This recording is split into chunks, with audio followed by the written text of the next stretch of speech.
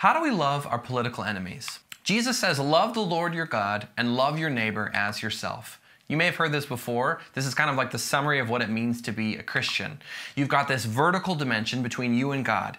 You know, love the Lord your God with your heart and all your soul and your mind, your strength. But there's also this horizontal dimension where it's our responsibility to love each other, where Jesus says, love your neighbor like you love yourself. This makes sense to us. It's pretty easy and simple to get your head around. Love God, check. Love my neighbor, check. And if that's the standard, maybe we're not doing that bad. Obviously, there's ways that we could be better at loving God and the people in our lives, but we can keep working on that and everything should be fine. And this may feel easier to us because of factors that are actually working beneath the surface that we might not be aware of. You may not have realized, but it has become easier, not harder, to love your neighbor. Why? Because society has slowly been filtering and sorting itself to make people who live next to you, like your physical neighbors, and people on your social media, you know, your digital neighbors, they've been sorted to become more and more like you specifically. Bill Bishop, he's a journalist who wrote The Big Sort, which is about how America has slowly been sorting itself. He says, Americans have spent decades sorting themselves into alarmingly homogeneous communities, not by region or by state, but by city and neighborhood. With ever-increasing specificity, we choose the communities and media that are compatible with our lifestyles and beliefs. This book was written in 2008, and these trends have only increased and intensified. There's a reason that everyone was looking at the county level when they were trying to determine in the election which way a swing state was going to end up voting, because the counties themselves behaved pretty homogeneously. But this sorting has been happening on the internet also. My guess is I'm not the first person to tell you about The Social Dilemma. You've probably heard from a bunch of people that you should watch it, or you've already watched it yourself. But it describes this exact phenomenon. The first half of the movie is about how social media has been designed to make it very addictive for us. But the second half shows how the algorithms of social media platforms like Facebook and Twitter and YouTube increasingly expose you to information from people who think just like you. So whether it's about the election or race or the police or COVID, you're probably going to see a lot of information on Facebook and Instagram and Twitter that lines right up with your beliefs. So back to what that means for us as Christians. These factors have made it easy for us to seem like we are living out what God has called us to do. We love God, that vertical dimension, and we love our neighbor, that horizontal dimension, which is pretty easy because it's mostly people like us. But the problem is Jesus' definition of how to do that horizontal dimension well, how to love our neighbors, his standard is a little more intense than what we might be picturing. Jesus is like, all right, so you've got this loving God part down. Here's some ways that I want you to be loving other people. He says, you have heard the law that says the punishment must match the injury, an eye for an eye and a tooth for a tooth. But I say, do not resist an evil person. If someone slaps you on the right cheek, offer the other cheek also. I want you to realize how absolutely insane this sounds. If I saw you on the street and I came up and I slapped you across the face, Jesus says, turn and let me slap you again. This type of slap that Jesus was referring to was incredibly insulting and demeaning. If there ever was a time to retaliate, it would be right then when someone does this to you. But Jesus says, don't retaliate. Let them slap you and insult you again. He also says, if you are sued in court and your shirt is taken from you, give your coat too. Think about this for a second. Jesus is saying you should voluntarily give more to someone who is suing you than even what the court is asking you to do. The court is like, all right, so this person, they're suing you for $100 and you have to pay it. And it's like Jesus is sitting next to you, he's whispering in your ear, he's like, you know what?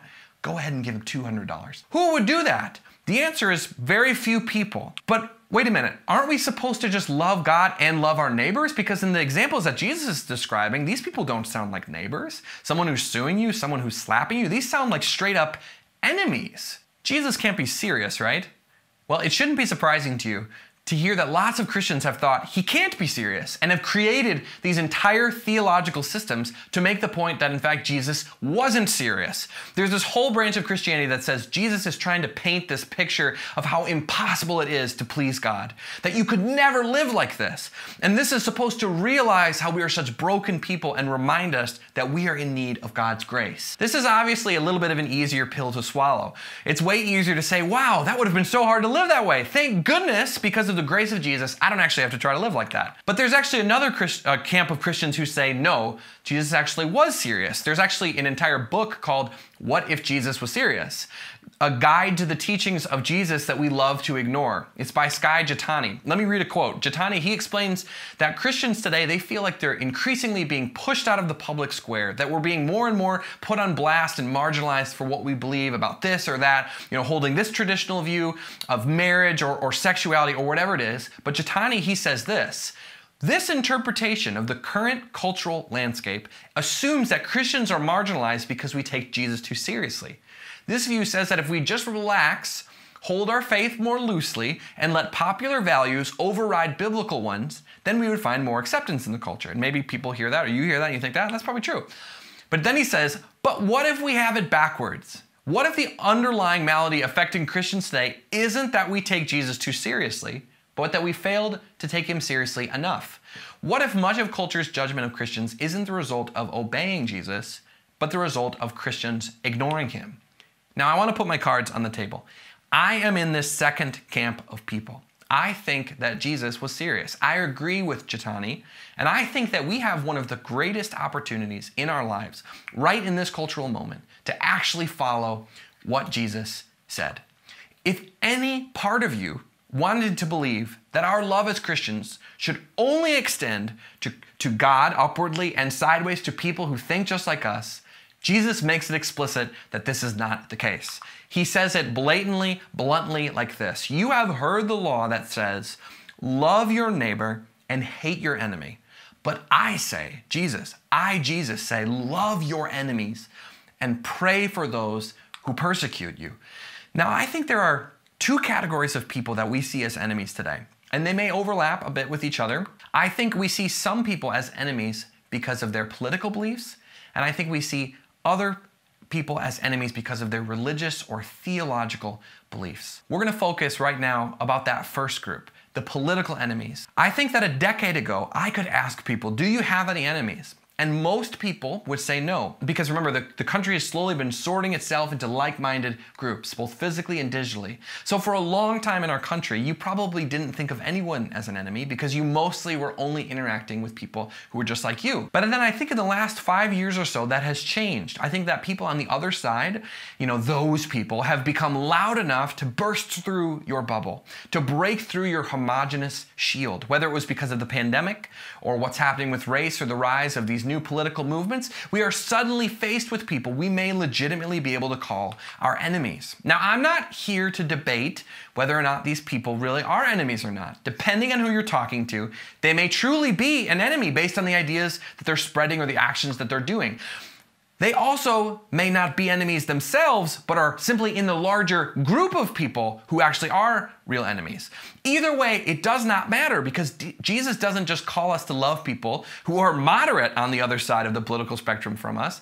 Jesus calls us to love the radicals on the opposite side of us, which means if you are a Christian and you are someone who supported Biden and Kamala, or maybe you wished it was Bernie and AOC, it means that Jesus is calling you to love, or at the very least pray for, the vocal white supremacists. Not people you think that are hiding closeted white supremacists. I'm saying the Proud Boys, the people who are actually legitimately, openly, vocally white supremacists. But on the flip side, if you're someone who supported Donald Trump in 2016 and 2020 and you're a Christian, it means that Jesus is calling you to love, or at the very least pray for, someone in Antifa. It means that Jesus is calling you to love or even just pray for a full-blown America-hating Marxist. Not someone that you think is a closeted Marxist who hasn't come out yet about what they truly believe. I'm saying an openly vocal Marxist. Now, am I asking you to abandon your beliefs, to go against your conscience, to stop fighting for justice, to find a more moderate middle ground? No, I'm not asking you to do that. I am asking you to do what Jesus tells you to do, to love your enemy and to pray for the people who persecute you. And I think people on both sides feel persecuted. And then I think both sides think the other side has no right to say that they're being persecuted. But regardless of who's actually being persecuted or not, if you claim that you're being persecuted, you now fall into that category of people that Jesus is addressing. You've got someone to start praying for. I think Christians have lost the respect of our country precisely because we have stopped doing this. If we want to gain back the respect in our community as Christians, it's not going to be through slowly taking positions of power from the top down. It's going to be all of us Christians. There are a lot of us who claim the title Christians in America, living this absolutely insane, backwards, turn the other cheek, give you your coat also type of love in big, big numbers. This is what's going to differentiate Christians from the surrounding culture. Jesus, he puts it this way: if you love only those who love you, what reward is there for that? Even corrupt tax collectors do that much. If you are kind only to your friends, how are you different from anyone else? The monumental nature of this task, it should be starting to weigh on you. Maybe you're starting to realize that this seems and can feel pretty impossible to do. You're thinking, there's no way that I can do this. These people are so fundamentally against everything that I believe in. And in some cases, maybe they're against me as a person, my identity, just who I am. I have no idea how I can muster up the strength to love them. Now, I think it mainly comes down to your mindset as a Christian. What you need to realize is that the idea of loving your enemy is literally the entire premise of what it means to be a Christian. This is the foundational belief that distinguishes us. Let me explain. The story that we believe as Christians is that God made people and then people rejected him. And that made it so that people are not friends of God, they're enemies. And then we believe that Jesus came from God, directly from God, being God in and of himself, and he loved us. He loved his enemies in a way that was able to build a bridge back towards reconciliation. The whole gospel that Christians talk about is how Jesus made a way to move us from being enemies to family. You have to start thinking of loving your political enemies if you are a Christian in these types of terms, in terms of what Jesus did for you. Loving them does not mean you support what they support, or that you're going to vote like they do, or that you're going to stop fighting for justice. You are loving them because Jesus loved you when you were still his enemy. You love them because you are trying to be like Jesus. And we believe as Christians that the Spirit of God helps us to do this. We believe that God's Spirit is in us and strengthening us and encouraging us and helping us when we are trying to live like Jesus. That is the framework that I want us to be thinking through when we love people on the other side of the political aisle. But there are also a few very practical things that we can start doing this week. Number one, change who you pray for. You probably are not regularly praying for your political enemies. You need to start doing this. Take Jesus seriously and add them to your list of friends and family that you pray for on a regular basis. Do you have people on the other side who you can pray for by name? If not, then you might need to widen your social circle to include people who disagree with you. Or maybe just pray for people that you see on social media who are espousing the direct opposite ideas of what you think. Number two, you need to learn to empathize in order to humanize. If you consider yourself more of a Democrat or more of a Republican, there are roughly 70 million people on the opposite side who think very differently than you. In my conversations with people around the election and all things related to that, it has been a helpful exercise to ask people this question. Can you think of a possible reason that someone could have voted for the other side that doesn't rely on a moral flaw or a character flaw or some type of lack of knowledge? Even if it's just theoretical, I think we need to try our best to put ourselves in the shoes of people that we might think of as enemies and try to envision even a possible way that they could be viewing the world so differently from us that doesn't rely on denigrating them as a human. When I was in college, I was the small group leader of a group of high school guys in the youth group that I was a part of. The group was all Christians, but we would do these mock debates where I would tell half of the group that they would argue from the perspective of an atheist on some big issue, and the other half that they would argue on the perspective of a Christian. And the ones who always did the best, on the atheist side, these were Christians arguing from the perspective of an atheist. The ones who always did the best and usually won the debates were the ones who could really get into the shoes of the person who didn't believe what they believed. Eventually, they could get to the point where they would say, you know what, I don't agree with this position, but I completely understand why they have this position, why they're holding these beliefs. And I think that we can do this ourselves, and it can create empathy that allows us to critique someone for something that they believe or something they stand for without simultaneously dehumanizing them. Number three, realize Christians on the other side add to your picture of Jesus. When Jesus was around, there was no Democratic Party. there was no Republican Party. So neither of these sides can fully claim that Jesus is on their side. Christianity is not synonymous with either group.